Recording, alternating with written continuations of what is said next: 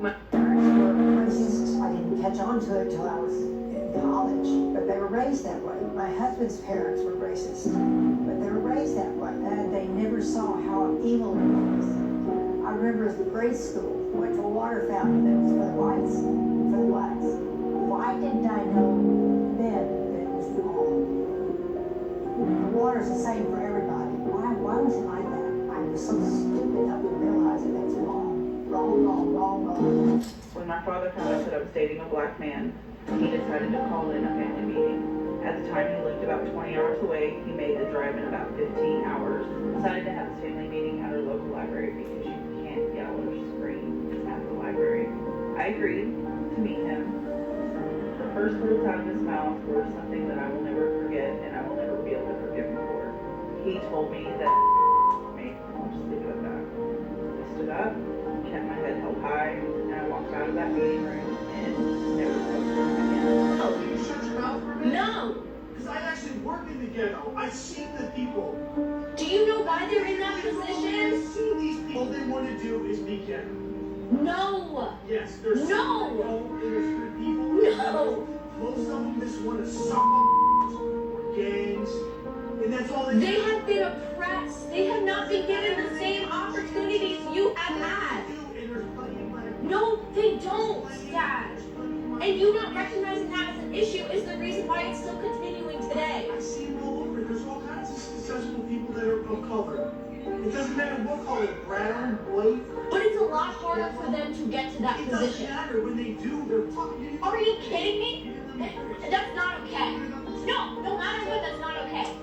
No matter what, it's not okay. Parents are teaching their white children Black and Indigenous and people of color. There is a reason that the largest domestic the United States continues to face is white supremacists, and that's according to the FBI database. My personal experience with this is that I grew up with a father that was incredibly I have a biracial family and I am the second youngest of 8 siblings. When I was younger than 10, my biological father made me start refused, but then he started beating my ass. And then my brother told me to just do it. My mother eventually remarried after my biological father died. This man was a Democrat and a decent enough guy, but he loved to work. He would say, I'm not your N-word. He would say, they're acting like this. Until one day when my younger sister, who was black, broke out into tears telling him that she wasn't okay with it. So what I've come to figure out is that if a white parent is not actively anti-racist, they will teach their children to Black and Indigenous and people of color, whether or not it's intentional. Other crazy dad said when I was growing up,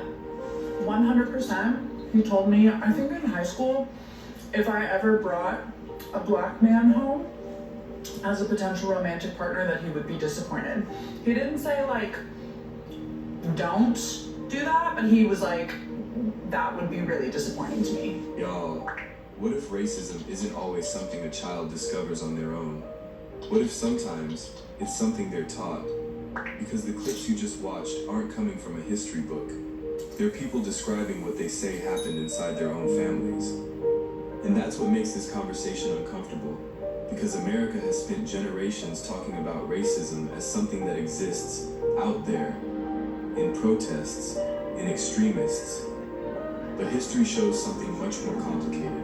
Racial attitudes can also be learned at home. And America has a documented history of doing exactly that. So today, we're going back into that history, and then coming back to the people who say they're still seeing pieces of it today. To understand what we're watching today, we have to go back. After the Civil War, white supremacist organizations didn't just try to control black adults. They also cared about the next generation. The Ku Klux Klan, founded during Reconstruction, eventually developed an enormous national presence in the 1920s. Nevada families are already getting squeezed. Groceries, rent, healthcare are up.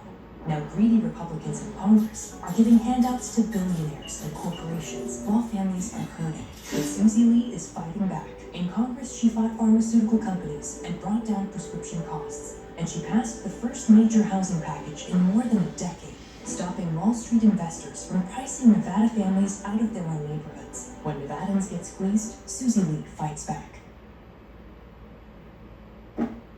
National presence in the 1920s. And during that period, the Klan created organizations specifically for children and teenagers, There were junior Ku Klux Klan groups for boys, the Tri-K Club for girls, and younger children were promoted as Ku Klux Kitties. This wasn't simply children overhearing racist adults. The ideology was being organized, ritualized, and passed down. Children attended Klan events. They appeared in parades. And some were even incorporated into Klan ceremonies from infancy. In 1924, for example, children were involved in a Klan baptism ceremony where parents dedicated them to what the organization described as its ideals. And according to historians, those ideals included segregation and white supremacy. So when we talk about racism being passed from one generation to another, we're not talking about a theory. There is a historical record. It's not okay. Racism is not okay. Why do you think the racism is okay?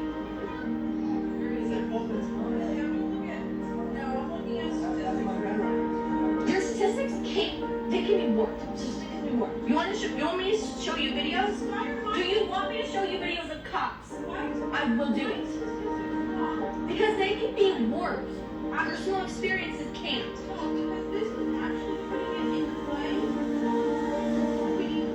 Do I need to show you a bunch of videos of cops attacking protesters, peaceful protesters? You mean I'm informed and educated? Yes, I am. Mom, I was watching political stuff and you said to turn that off because you don't want to hear about it. That means that I am educated on it and you are not. I'm sick of hearing it. The fact that you can have that ignorance for the majority is bliss. Ignorance for the minority is destruction. That are wrong. This is just pure wrong information out there. Just give me the statistic. In 2017, 457 white people were 223 were black. 76% of the population is white. 13% is black. If they were being raped by police officers, the rate of black people would be 8.9, but it's not, it's 24%. The rate of white people should be about where it is. So they're a higher rate. There's more white people, meaning that the amount of cops who are white would be higher. The reaction of the person. I'm not saying Because they're tired. They're tired of being treated I'm that not way. saying it's right. Good. But if they started teaching them that this is the world that we live in, you don't want to be. Why do you think your friend's father taught him that? Because his black son doesn't act like Tamir Rice. Because he doesn't want him to grow up with a chip on his shoulder that He doesn't no want his black son to end up dead. Exactly. That's not okay. Why do you think that's okay? Because Why is it something that you're okay with? Why is it a I'm reality that you're okay with? I'm okay with it. But you are. No, I'm not. I'm So saying stand against it. So stand against it. If you're not okay with it, so stand against it. Stand against him. When the black people in the ghetto stop carrying an illegal weapon. When the black people in the ghetto stop each other. I'll start caring about cops when they selling black people. Racist, and I want to talk about how deep the racism is behind closed doors. It was so bad that I would literally get physically punished for listening to music by people of color. I was told that I needed to keep the bloodline pure, and if I was caught dating a person of color, that they would immediately disown me. I remember being as young as 4 years old and being asked why I wasn't friends with the white kid in my school and being told that those are the people that I need to befriend. Thankfully, I went no contact and I don't have to deal with beliefs anymore, but I want you to know that change is possible and you don't have to believe everything that you were taught growing up. I'm mixed black and white, and I was raised by my white family, and several of my family members are racist. No, not all of my white family members are racist. However, there are a large number of them that are racist. They'll never admit it, but they are, just like most racists. And one of the reasons that they'll use to justify the fact that they're not racist is their love for me and my siblings, or their black friends, or the black people that they choose to date or meet. So I was 5 or 6, and kids, we all used to play with everybody in the neighborhood. So we're outside playing, we're doing our thing in my great-grandparents' yard. I go inside to get me a drink of water, and my pawpaw, that's what I call him. My papa looks at me and he says, "Get them out of my yard." Mind you, I'm a child. That was my first time ever hearing that word. And I was so confused. I said, "Papa, what's the bar?" I remember my mama, his wife, she was the sweetest lady ever. However, she was complicit in it. She said, "Don't worry about it. You just go outside and play. Don't worry about that." So I went outside. I went back outside with my friends and I said, "Y'all, my papa said we gotta get out of his yard." So we all went over to the neighbor's house. I did not understand until I was older and started reflecting and looking back just how that was. And y'all, that's just one story of many. Now that I'm older, I reflect on so much and I'm sorry. I'm on my healing journey. I'm trying my damnedest. But I know there's a lot of y'all that resonate with the same exact thing. If y'all want to tell y'all stories, I would love to hear them. I would love to talk about it. There's some shared experiences. Yo, I'm telling y'all, y'all don't understand just how deep racism cuts, especially from people who love you and make you exceptions to their. I'm having the toughest time as an adult navigating that side of my family. I will be discussing this topic a lot more because it is time for me to heal from some shit. And I have stayed quiet on it for so long because I did not want those people who claim to love me unconditionally to feel any type of way. And you know what? It's my fucking truth. It's my truth, my lived experiences. I will speak on it because it's real shit that happens every day. The white family with a racist white father who people and sent towards Trump actively and loudly. And even after being through all that, I am still smart enough and have my own head on my shoulders and can use my brain and do my own research to determine that all of those things are bad. I was raised to believe they weren't, and as I grew up, I realized that they in fact are. Doesn't matter what your family thinks or believes or who you come from, the world of opportunity at your hands. Children. Wow, this is way smaller than I thought. The world of opportunity at your hands. Children, especially teens, need to be punished for racism. And very harshly at that, because there are tons of black children who haven't even made it to adulthood because of racist white people's behavior. There are people like Trayvon Martin or Emmett Till that have been. Everyone's always saying, "Oh my god, they're just teens, like they don't mean it." But those teens could also physically harm other people. They could commit acts of violence against other people because if they start to see black and brown children as subhuman, guess what they're going to do? It leads to name calling and bullying until eventually assault and potentially life-threatening injuries from being beaten. There is no age at which we have to protect white children's feelings. Like, white children should be protected. I myself was not taught about racism at all. I didn't fully learn the extent to which the system was bad until I was in college, and that is not okay. That is not acceptable. Luckily, I was able to deconstruct because, again, I was raised in a MAGA household. I'm 23 years old, but a lot of white children just become even more racist as they get older. So that's why it's so important to cut it literally out as soon as possible. And this is where the modern clips become interesting. They're describing something much more specific, how racial ideas can become normal inside a family, how children can hear something repeatedly, watch adults behave a certain way, and eventually learn that behavior as normal. And we actually have people today describing that process in their own words. Shalom. First and foremost, I'd like to give all the praise, honor, and glory to Yahweh, Bahashem, Yahweh Shai, Bahashem, Rakak Badash. Double honors and respect to the elders and to the apostles of the Great Millstone. Peace and blessing to all Akim that are preaching and teaching this word with 100% truth and sincerity. And unto the men, women, and children that are listening and learning. And unto the Bayat Dabadah, the elect house of David that is scattered abroad, I give you my utmost and sincere salutations. So, as you can see here, the title of this video is "Our White Parents Taught Us Racism, but They Didn't Expect This." Well, you know,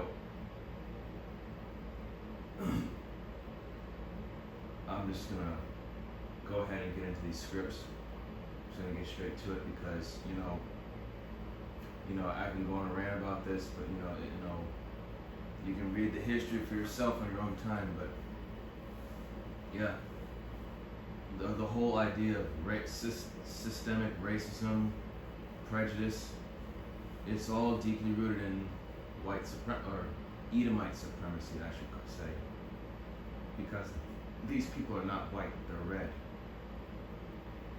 Okay, so this is the book of Psalms, chapter 58, verse 3. It says, the wicked are estranged from the womb. Now, when you go into this word estranged, in the blue letter here, estranged, is a R. It says, let me see. There's the Strong's definition. It says, hence to be strange or profane. Specifically, active participle to commit adultery, come from, but the word that I'm getting in here is strange, profane. And it said, and when you go to the lexicon, it says to turn aside, to depart from the way of truth and uprightness, falsehood. Okay? That's all Esau Edom. Because he's all about lies.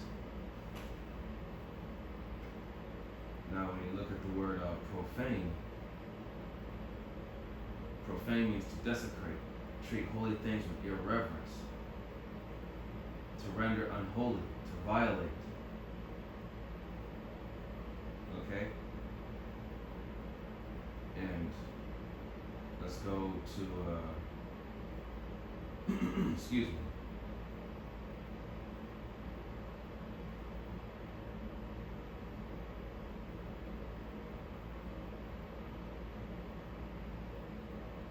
This is going to be the book of Hebrews. So before I continue on from Psalms, let me just get Hebrews real quick. It's going to be the book of Hebrews, chapter 12, verse 16. It says, lest there be any fornicator or profane person as Esau, who for one morsel of meat sold his birthright. Now, let's look at profane. It goes to the Greek G952, babelos, and it is lawful to be trodden, unhallowed, ungodly, heathenish, wicked. It says, i.e. by implication of Jewish notion, heathenish, wicked, profane.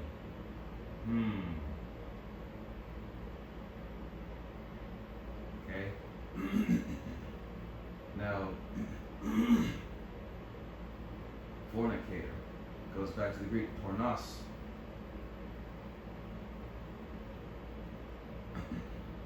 It says a man who indulges in unlawful sexual intercourse, a fornicator. A debauchee, fornicator, whoremonger, all that stuff. Okay, but now let's go back to Psalms 58. So there is no uprightness in Esau, Edom, nor his people, none whatsoever. So Psalms 58:3, the wicked are estranged from the womb. They go astray as soon as they be born, speaking lies. Now when you look at the word astray, it goes to ta'ah, which means to cause to err, mislead mentally and morally. Okay? To wander out of the way. And that's that perfectly describes them, man. These Edomites, they are a wild bunch of people. Unruly, unholy, disrespectful, profane. Now verse 4, it says their poison is like the poison of a serpent. Now this poison that it's talking about, when you go to the blue letter, it goes to chama, which is heat, rage, hot displeasure, indignation, anger, wrath. So a burning anger or rage, fury. So their poison, their fury, their rage is like the poison of a serpent. So their fury, their rage, their hatred towards us, Israelites, you so-called Negroes, Latinos, and Native Americans, is like the poison of a serpent. They are like the deaf adder that stoppeth her ear. Now let's look up deaf adder.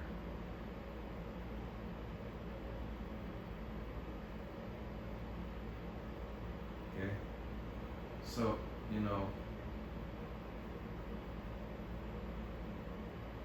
so the deaf adder, a highly venomous ambush predator native to Australia. Okay.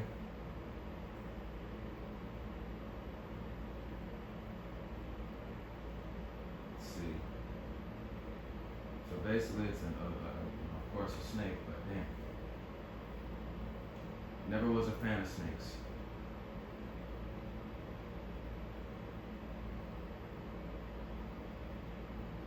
And the reason why, okay, so, as the scriptures say, like a serpent, like a snake, man, these people they're venomous, they're deceitful, they're, you can't trust these people. You just can't. You cannot trust Esau, Edom.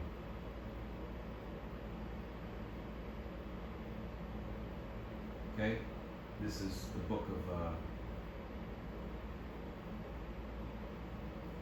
of Psalms 140, verse 3. And it says, Psalms 140, verse 3. It says, actually, I'm going to start at verse 1. It says, O Yahweh, from the evil man, preserve me from the violent man. And who's that violent man? The evil and violent man. That's Esau, Edom. Verse 2, which imagine mischiefs in their heart, continually are they gathered together for war. They just mean that they stir up trouble all the day long, man. They have sharpened their tongues like a serpent. Adder's poison is under their lips. Salah. Okay? So these people, man, they can't rest without doing something wicked or without causing people some sort of displeasure. Okay?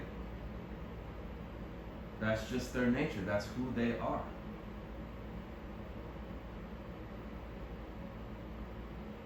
Alright, let's continue. This is almost over.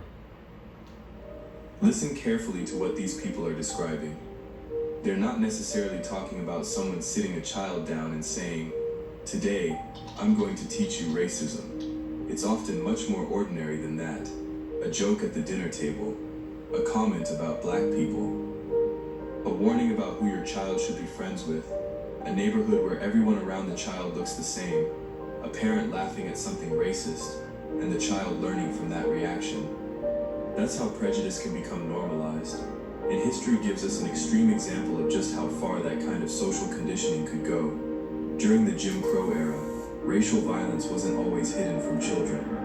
And historians have documented how the spectacle of racial terror could become part of community life.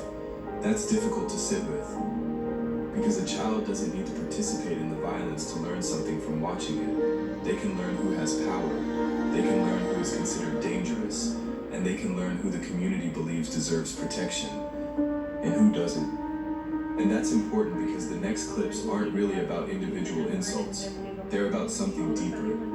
They're about what happens when an entire environment teaches a child. This is a list of all the times my parents were blatantly racist to my face when I was little. This all happens between the ages of 5 and 17. Number 1, when I was in elementary school, my mom told me that I was not allowed to be friends with anybody that didn't look like us. That meant there was actually one of my friends I could not invite over because my mom wouldn't like him. She would be mean to him just because of how he was born. That was really confusing for a child. Number 2, when I was in high school, once again, my mom tells me if you ever date anybody that's not white, I'm gonna disown you. This This also meant there were people I had crushes on that I legit couldn't talk to or get to know because my parents would not allow them in the home or me to date them. And if you want to know their reasoning, it's because it doesn't look right. They treat dating like laundry. Only mix light colors with light colors. It's ridiculous. Another one, this is my mom again. She found out that my cousin had a boyfriend, and this boyfriend didn't look the way she wanted him to. My mom went on and on about how this was clearly my cousin's backup Facebook because there's no way she could post photos of her and her boyfriend together for my uncle to see, aka my cousin's dad, because he would freak out because he was racist. Number 4, we were on vacation for a holiday and we're at my grandpa's. And that was the day that I learned a new word, but instead of a P, an N in its place. And that's how my grandpa referred to little kids that didn't look like me. I asked my mom why he would call kids that, and my mom goes, oh, he was just from a different time. And I say, okay, if I was black, would grandpa still love me? Would he be nice to me? And my mom says, well, he'd be nice to your face, but that's about it. He would talk mad shit behind your back. You have some things I want to say. The first way that white people pass on hatred to their kids is literally at the dinner table. I can't even tell you how many times I'd be at another white person's house growing up, and their mom or dad would say something racist and look to their kid like they made a joke and wait for the kid to react. So in that way, the racist remark serves almost as a point of bonding between the parent and the child. The second way that it's passed on is in sports, especially if a white family or a white team is playing against a team that is primarily people of color. White people will say racist things. Did you see that defender? She was really aggressive, and other microaggressions that get passed on to the child. The third way is by discouraging your children from being friends with people of color because of certain innate qualities that they may have. Number 4, moving their kids to an all-white suburb. Number 5, praising celebrities and politicians that are racist. But there's another side of this history that is just as important. Because not every white child who grew up around racism accepted it. Some rejected it. And sometimes that came with a price. Hundreds of cases of alleged Medicaid fraud in Nevada are not making it to court. As Attorney General, Aaron Ford's job is to protect taxpayers and prosecute Medicaid fraud. 209 cases ignored. Real fraud, real money. Esto tiene impuestos y cobro de servicio y también quiere propina. ¡Ay! Child who grew up around racism accepted it. Some rejected it. And sometimes that came with a price. Take Joan Trumpauer Mulholland. She was a young white woman from the South who became involved in the civil rights movement. She participated in sit-ins, and she became a freedom rider, and she eventually spent 2 months imprisoned in Mississippi after being arrested during the movement. Her activism also created conflict with her family. She was disowned, and the Ku Klux Klan targeted her. Think about that. The same social environment that could pressure someone to conform could also punish someone for breaking away from it. And that brings us back to the woman you heard at the beginning, because her story follows a surprisingly similar pattern. She says she confronted her family. She says she tried to have the conversation, and eventually she decided that remaining in that environment was something she could no longer accept. History gives us a lesson here. A child can inherit a belief without inheriting the truth, and that matters, because some white Americans were raised around segregation and still chose to fight it. Some were raised around racism and spent their lives unlearning it, and others were taught that the racial hierarchy around them was simply the way the world worked. So maybe the real question isn't whether racism can be taught. The history already answers that. The real question is, what do we do when we realize we were taught something that was wrong? This is the book of Psalms, chapter 140, verse 8. It says, grant not, O Lord Yahweh, the desires of the wicked. Further not his wicked device, lest they exalt themselves. Okay, verse 9. As for the head of those that compass me about, let their mischief of their own lips cover them. Okay, so let them be destroyed by the very evil that they have, devised. Okay, all this systemic racism, Jim Crow laws, Edomite supremacy, just the whole Edomite system in here in America. It's all going to come crashing down on top of those who built it. Built a society and a system based upon, racism, prejudice, lies, deceit, oppression, false indoctrination, all of that. it's all coming back to bite Esau in the ass. Verse 10, it says, let burning coals fall upon them. Let them be cast into the fire, into deep pits, that they rise not up again. So,